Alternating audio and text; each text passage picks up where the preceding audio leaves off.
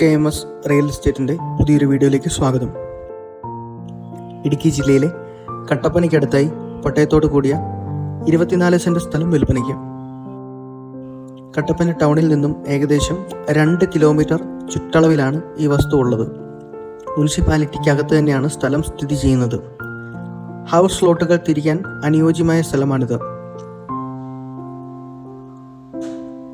ഈ വസ്തുവിൽ വഴി, വെള്ളം മുതലായ എല്ലാ സൗകര്യങ്ങളും ഉൾപ്പെടുന്നു.